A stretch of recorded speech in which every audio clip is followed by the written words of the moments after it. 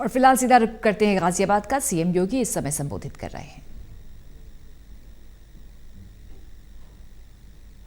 लेकिन ये पर्यटन और रोजगार के बहुत बड़े माध्यम है। हम एक मंदिर देखते हैं, एक मंदिर होता है, लेकिन मंदिर में प्रसाद के लिए भी कुछ लोगों को जगह मिल जाती है, फूल बेचने के लिए भी कुछ लोगों को जगह मिल जाती है, वहां पे कोई रेस्टोरेंट की भी व्यवस्था हो जाती है, वहां पे धर्मशाला के कार्य में बहुत सारे लोग जुड़ जाते हैं। यानी रोजगार सृजन का भी बहुत बड़ा माध्यम बनता है। हमारी आस्था का सम्मान के साथ साथ रोजगार का भी बहुत बड़ा माध्यम बनता है। और भारत के अंदर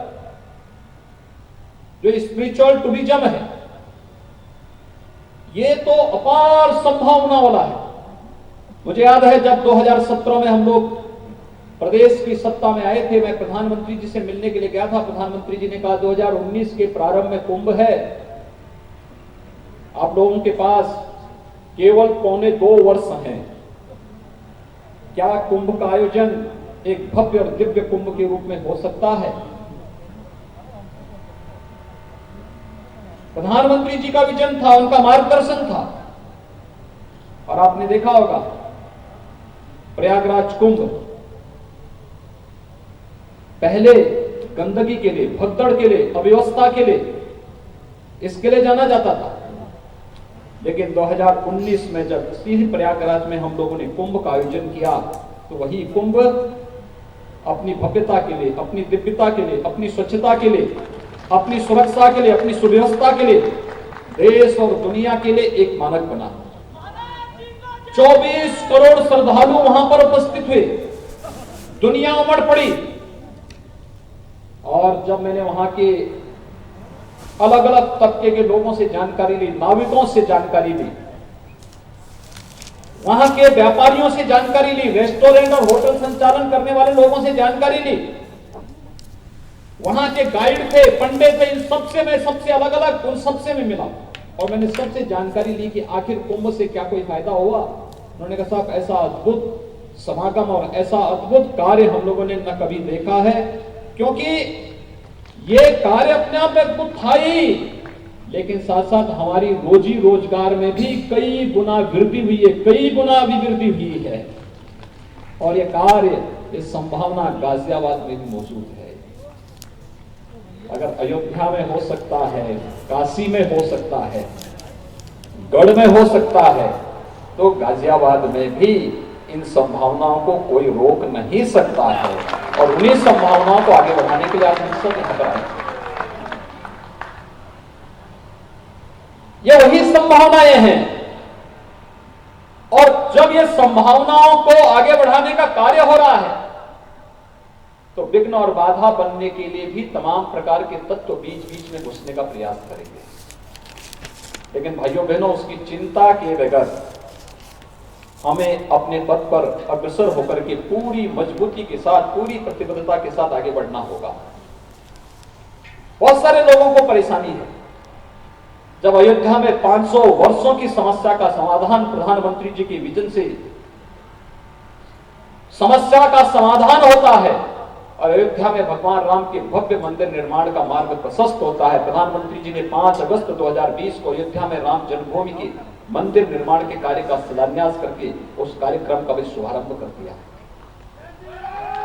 कोई सोचता भी नहीं था, क्योंकि देश में तो इस प्रकार की समस्याओं को लटकाने का और उससे विवाद खड़ा करने का एक कुछ लोगों ने अपनी आदत का और अपनी आजीविका का हिस्सा मान लिया था। क्योंकि जब विवाद होगा तो कुछ लोगों को चंदा वसूली करने का मौका मिल जाएगा, जब विवाद होगा तो तोड़फोड़ होगी तो उसके बीच में वे लोग जाकर के फिर राजनीति करने का अवसर प्राप्त करेंगे।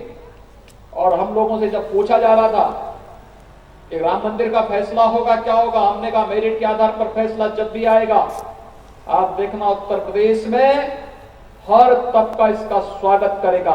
उत्तर प्रदेश में सबसे शांतिपूर्ण दिन था जिस दिन अयोध्या में राम जन्मभूमि मंदिर से संबंधित विवाद का समाधान हुआ था। और उत्तर प्रदेश तो वैसे भी शांति की दिशा में बहुत तेजी के साथ अग्रसर हुआ है। आज उत्तर प्रदेश की कानून व्यवस्था वो देश के अन्य राज्यों में लोग लोहा मान रहे हैं। कि कानून व्यवस्था कैसे होनी चाहिए। पहले गुंडे चलते थे, प्रशासन रास्ता साफ करने में लगता था, पुलिस मुंह छिपावे भागती थी, वही प्रशासन है, वही पुलिस है। आज जब पुलिस सड़कों पर निकलती है तो गुंडे अपने गले में पट्टी लटका करके जान की भीख मांगते हुए दिखाई देते हैं। ये वही राज्य है, वही प्रशासन है, वही पुलिस है, तंत्र वही है, केवल शासन बदला है। जब हम लोगों ने भेदभाव करना बंद कर दिया, जो कानून को हाथ में लेने का प्रयास करेगा, कानून को बंधक बनाने का प्रयास करेगा, वो सोच ले कि किस प्रकार की यात्रा में वो जाना चाहता है, क्योंकि यहां तो अनेक प्रकार की यात्राएं निकलती हैं और आज उसका परिणाम हम सबके सामने है। भाइयों बहनों, विकास हर एक के जीवन में खुशहाली लाने का एक माध्यम बनेगा और इसी विकास के लिए तो प्रधानमंत्री मोदी जी ने देश को एक विजन दिया है। हर तबके के लिए, कोई व्यक्ति, कोई तबका, गांव हो, गरीब हो, किसान हो, नौजवान हो, महिलाएं हो, समाज का किसी भी तबके का व्यक्ति हो, जब बिना भेदभाव की योजनाओं का लाभ उन लोगों तक मिल रहा है और उन लोगों तक देने के लिए पूरी ईमानदारी और पूरी प्रतिबद्धता के साथ शासन भी, प्रशासन भी, जनप्रतिनिधि भी, समाज का हर एक तबका भी ईमानदारी के साथ लगा हुआ है, तो अराजकता फैलाने की छूट किसी को नहीं दी जा सकती है, अव्यवस्था की छूट किसी को नहीं दी जा सकती है, कानून को बंधक बनाने की छूट भी किसी को नहीं दी जा सकती है। और यही आज आप सबसे अपील करने के लिए मैं आया हूं। मैं गाजियाबाद की जनता का अभिनंदन करता हूं। मुझे याद है 2017 के पहले गाजियाबाद सबसे गंदा नगर हुआ करता था। 3 वर्षों में आप लोगों ने यहां की कायाकल्प कर दी है। गाजियाबाद को स्वच्छता के मानक पर यहां के जनप्रतिनिधियों, यहां के प्रशासन और यहां के स्वच्छता कर्मियों के साथ मिलकर के एक नई ऊंचाइयों तक पहुंचाया है। और भाइयों बहनों, कोरोना कालखंड में तो अद्भुत कार्य किया है, अद्भुत कार्य हुआ है। जान भी और जान